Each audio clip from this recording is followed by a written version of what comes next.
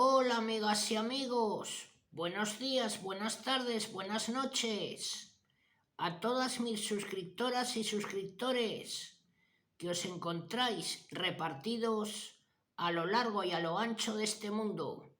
Desde aquí, desde mi ciudad, Zaragoza, aquí en España, os mando un saludo y un fuerte abrazo.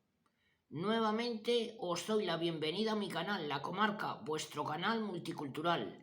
En esta nueva ocasión, amigas y amigos, os traigo otra grandísima biografía histórica. Os voy a hablar de John Davison Rockefeller, el rey del petróleo. Bueno, amigas y amigos, comenzamos.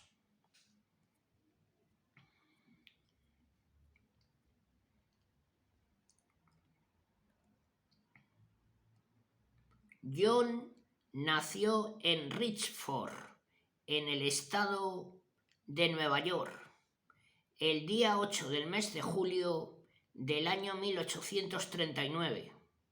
Era hijo de William Avery Rockefeller, un vendedor ambulante que, entre otras cosas, afirmaba poder curar el cáncer con sus pócimas y cobraba a sus clientes hasta $25 por tratamiento. John veía a su padre viajar de pueblo en pueblo durante meses y luego regresar a casa con importantes sumas de dinero en los bolsillos. Su madre, Eliza Davison Rockefeller, era una mujer muy religiosa que inculcó en su hijo la pasión por el trabajo, por el ahorro y la ayuda hacia los demás. Con tan solo 12 años, John había logrado ahorrar $50 trabajando para sus vecinos y criando pavos para su madre. Sería su propia progenitora la que le instó a que prestara sus $50 al 7% de interés a un granjero vecino suyo, pagaderos en un año. Rockefeller confesaría más tarde que cuando por fin el granjero le devolvió el préstamo junto con los intereses, yo pensé, en aquel momento decidí que el dinero trabajase para mí y no yo para el dinero.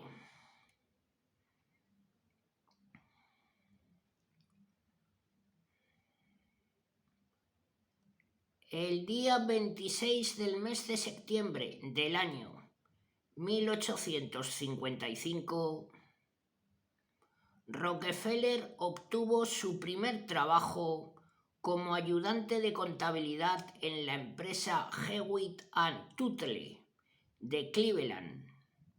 3 años más tarde, el joven ya ganaba $600 al año. Pero eso no era suficiente para él y pidió un aumento de sueldo que le fue denegado. Fue entonces cuando empezó a pensar en montar su propio negocio. Junto a un británico llamado Maurice Clark, John creó una empresa comisionista al por mayor de productos agrícolas. Con los $1,000 que había podido ahorrar fruto de su trabajo. Pero para poder establecerse por su cuenta necesitaba otros $1,000 más. Para ello recurrió a su padre, que se los prestó, pero a un 10% de interés. El padre del ambicioso joven lo reconocía sin tapujos. Timo a mis hijos siempre que puedo. Quiero que se curtan.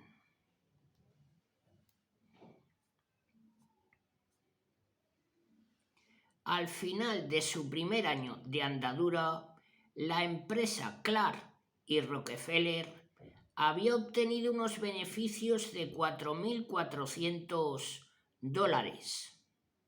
En el año 1861, durante la Guerra de Secesión, los precios de los cereales se dispararon en todo el país y con ellos las comisiones, gracias a la gran oleada de pedidos que realizaba el Ejército Federal.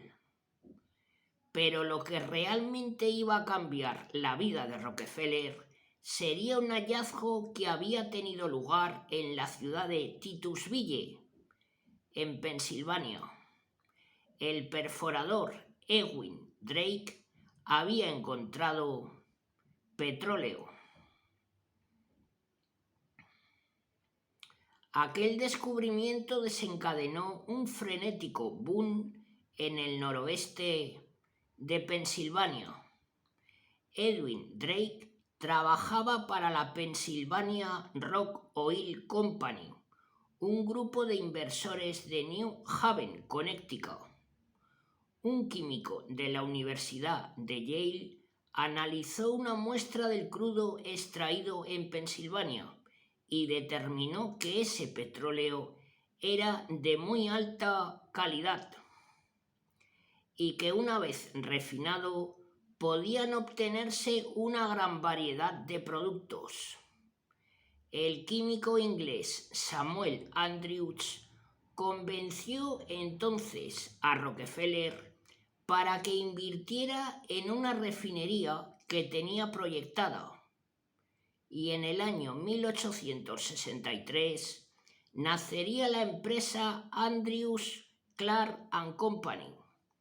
Pero el proceso fracasó.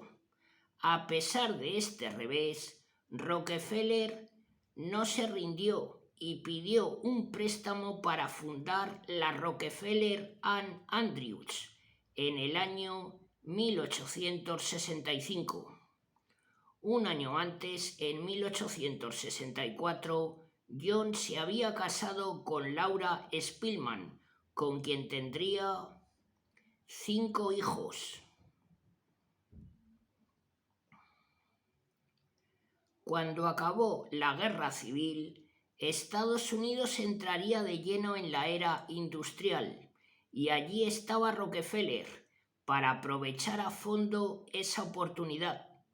Con el desarrollo del ferrocarril y con una economía que demandaba cada vez más queroseno, Rockefeller compró a los hermanos Clark su parte de la refinería, incorporó nuevos socios y amplió el negocio. Para ello tuvo que solicitar una enorme cantidad de préstamos, pero reinvirtió todas sus ganancias en el negocio para hacerlo aún más próspero. Además, todas las medidas que tomó resultaron muy acertadas para aumentar la eficiencia de la empresa. En el año 1866, John incorporó a su hermano William a la sociedad y ambos construyeron otra refinería en Cleveland, a la que llamaron Standard Works. John Rockefeller puso al mando de su oficina de Nueva York a su hermano William como encargado del negocio de exportación, una parcela que con el tiempo se revelaría mucho más fructífera que el negocio a nivel nacional. En el año 1870, Rockefeller fundó la Standard Oil Company con un capital de $1 millón y se nombró a sí mismo presidente.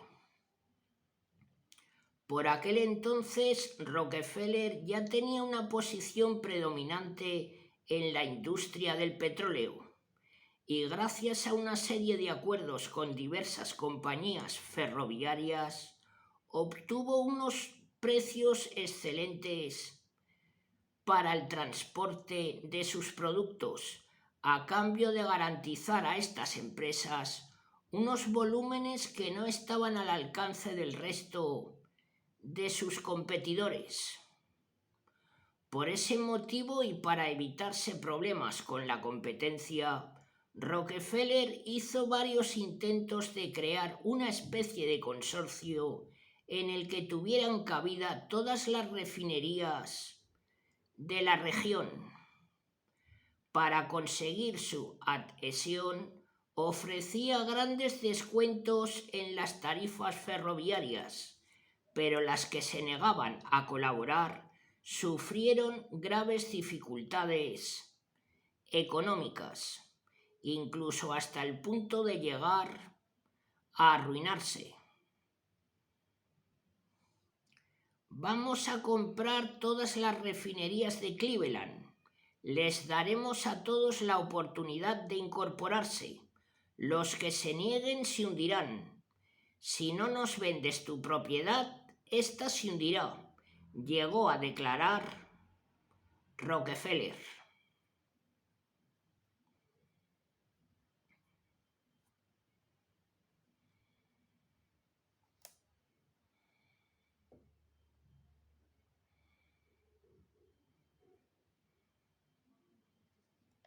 Bueno, amigas y amigos, continuamos. Pero la trama de los ferrocarriles acabaría saliendo a la luz y todos los implicados se vieron obligados a dar marcha atrás, todos menos uno, John Davison Rockefeller. En menos de 4 meses, la empresa del magnate había absorbido a 22 de sus 26 competidores en una operación que ha pasado a la historia como la masacre de Cleveland. Fue en aquel momento cuando el millonario sintió en sus propias carnes tanto el rechazo de la población como el de la prensa, que le reprocharon esas prácticas empresariales poco éticas. En el año 1890, el Congreso aprobó la Ley Sherman antimonopolio y la Standard Oil Company fue declarada un monopolio ilegal. El Tribunal Superior de Justicia de Ohio ordenó su disolución, pero a pesar de ello, los días de abundancia para Rockefeller estaban muy lejos de haber llegado a su fin. Rockefeller apeló el fallo, pero aunque perdió, en el año 1899 estableció su empresa en Nueva Jersey y la presidiría hasta el año 1911, año en que se jubiló. Ese mismo año el Tribunal Superior de Justicia de Estados Unidos ordenó dividir la compañía en 37 corporaciones distintas, aunque Rockefeller mantuvo el 30% de las acciones de todas ellas. Su fortuna se mantuvo intacta e incluso se incrementaría en los 10 años siguientes. De hecho, estaba tan seguro de la viabilidad de su empresa que una anécdota cuenta que un día, mientras jugaba al golf, aconsejó a un amigo: compra acciones de la Standard Oil. En la cima de su poder y riqueza, la salud de Rockefeller empezó a decaer y a los 53 años, aquejado de diversas dolencias digestivas, dejó a un lado la actividad empresarial, limitándose a dedicar su tiempo única y exclusivamente a incrementar su riqueza con diversas inversiones. A partir de aquel momento y con la ayuda del clérigo baptista Frederick Taylor Gates, impulsó un gigantesco sistema filantrópico que culminaría con la creación de la Fundación Rockefeller. Sus proyectos abarcaron la construcción de universidades, centros de investigación médica e incluso donó más de 500 millones de dólares para obras benéficas. John Davison Rockefeller falleció a los 97 años de edad, siendo considerado el creador de la industria petrolera tal como se la conoce hoy en día. De hecho, las grandes compañías actuales como ExxonMobil, Chevron o ConocoPhillips descienden de la Standard Oil Company, creada por el magnate. Convencido de tener la razón, Rockefeller nunca hizo autocrítica. Creo que es mi deber hacer dinero y aún más dinero, y usar el dinero que gano por el bien de mi prójimo, de acuerdo a los dictados de mi conciencia. Bueno, amigas y amigos, excepcional biografía histórica. Espero que os guste. Si es así, la apoyáis con vuestros likes para ayudar a mi canal. Bueno, amigas y amigos, os deseo un feliz día de Navidad. Os mando un saludo a todas y a todos. Hasta muy pronto.